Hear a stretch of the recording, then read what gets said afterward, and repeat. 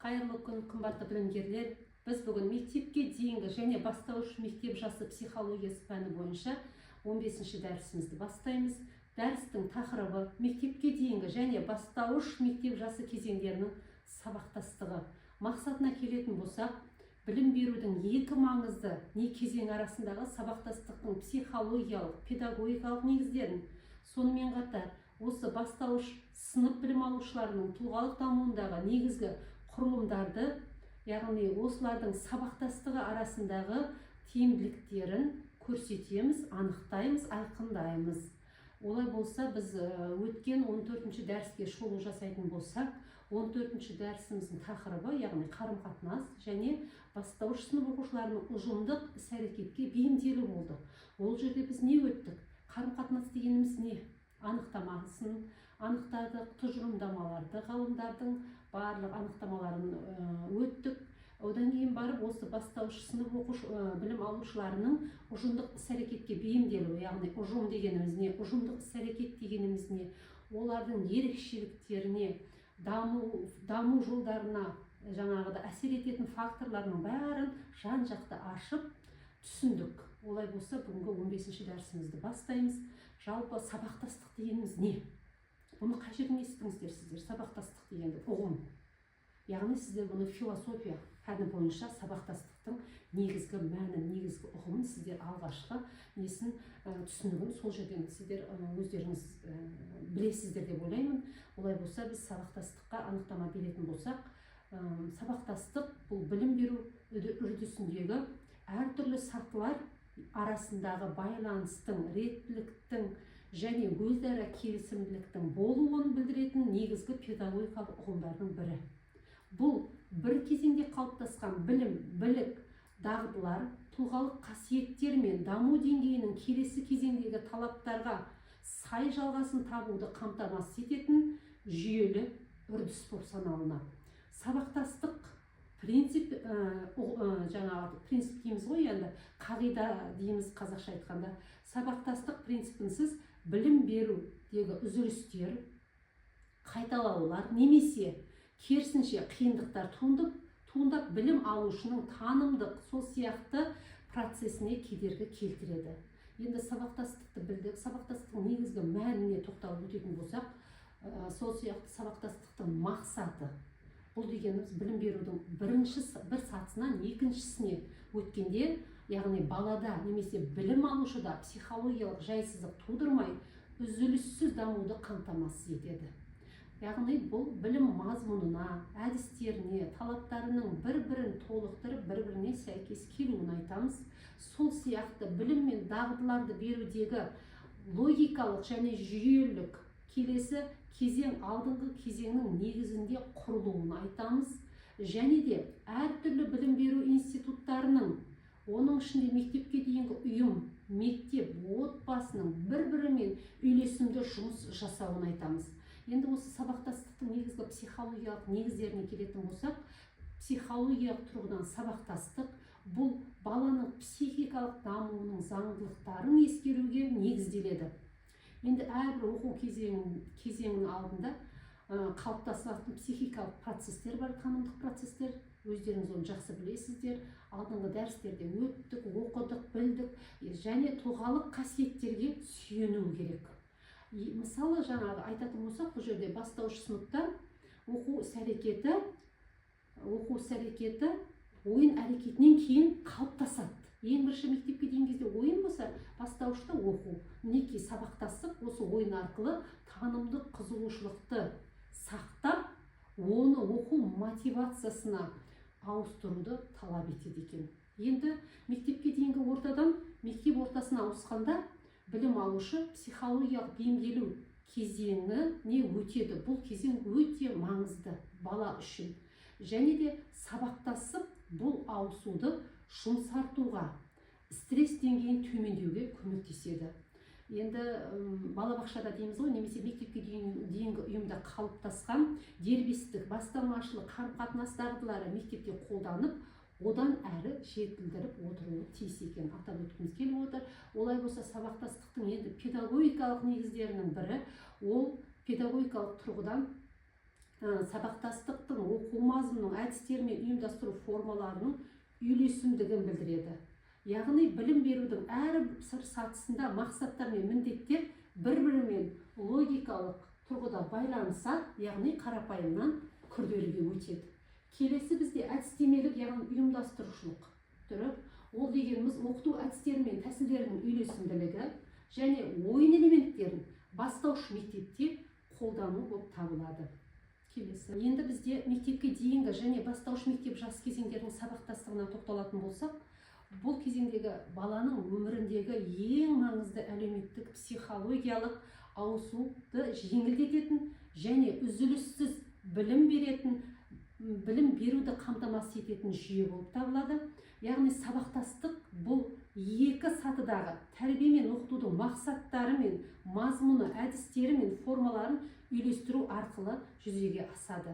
Олай болса, мінекей сабақтастықтың бағыты беріліп отыр: психологиялық, тұлғалық дайындық, мазмұндық сабақтастық, іс-әрекеттік түріндегі сабақтастық, үшінші, төртінші әдістемелік сабақтастық және бесінші қарым-қатынастағы сабақтастық дейді. Енді ең бірінші балабақшадағы үйлестіру жұмысы дейді, яғни мектепке дейінгі ұйым кезіндегі және мектептегі үйлестіру жұмысы.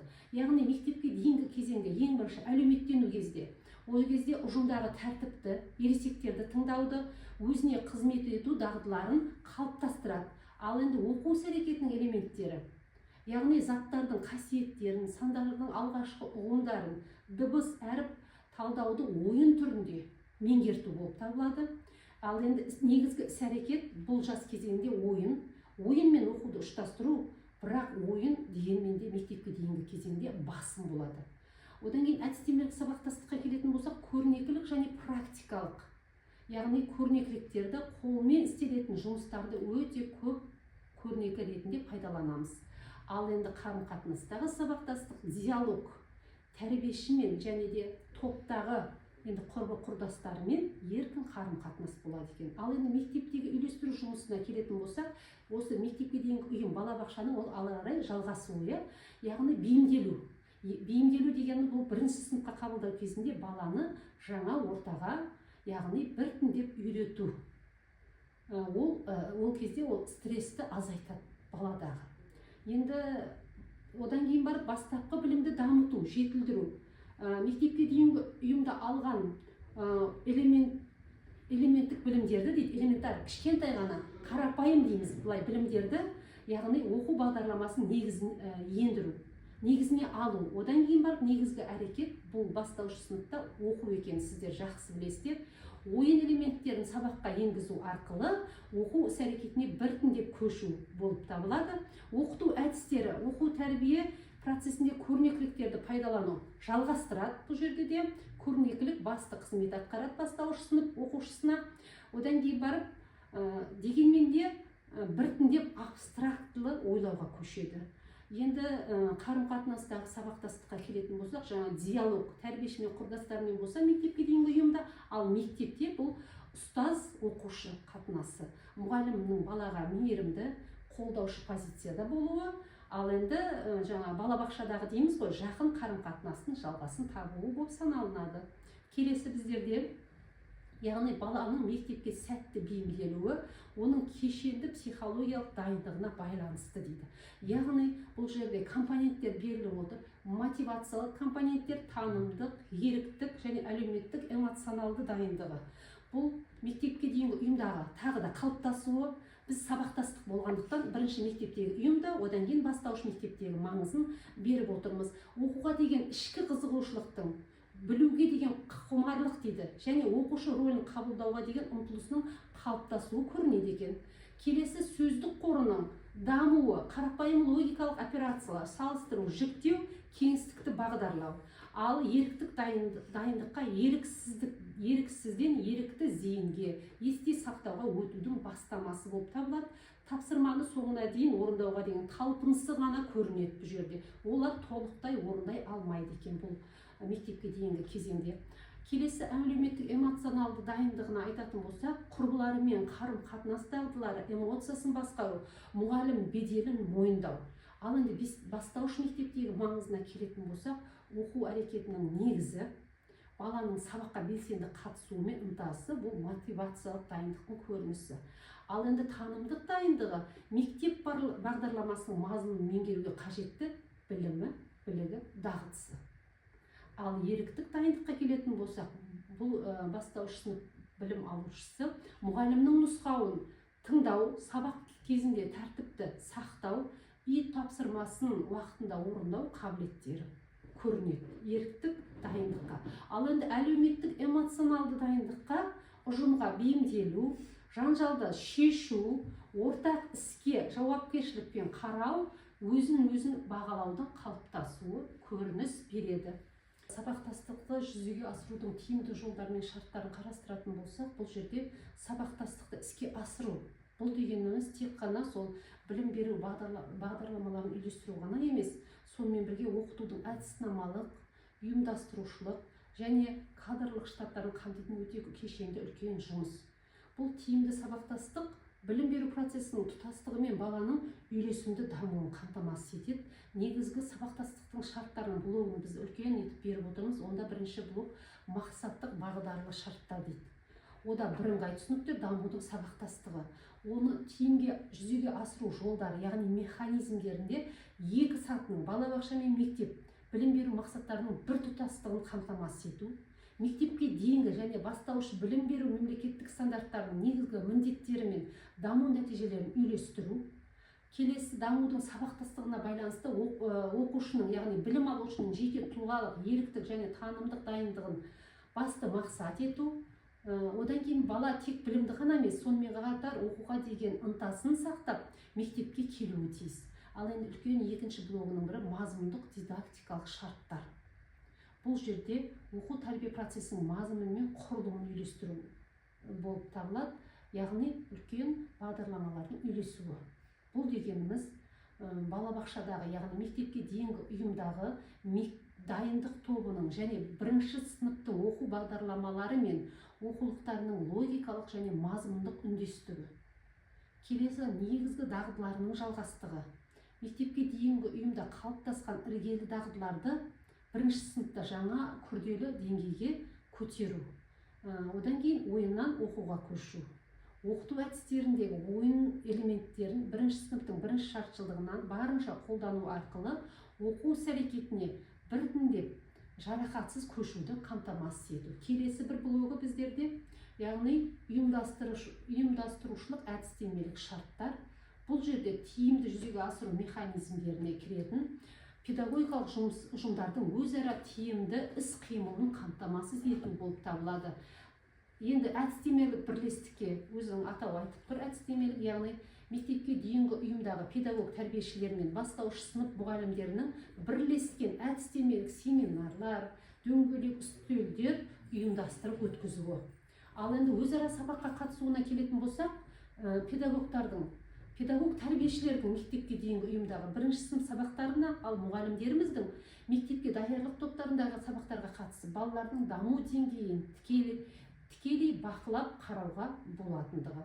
Одан кейін диагностикалық мониторинг.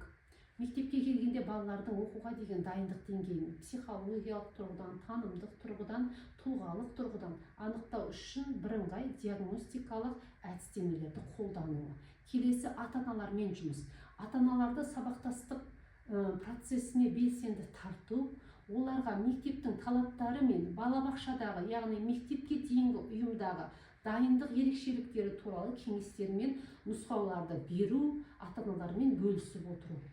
Келесі бізде материалдық кеңістіктік үйлесім дейді, яғни мектептегі бірінші сынып кабинеттерін мектепке дейінгі ұйым ортасына жақын ойын аймақтары бар, ыңғайлы етіп ұйымдастыру арқылы баланың бейімделуіне жеңілдету керек екендігін атап отыр.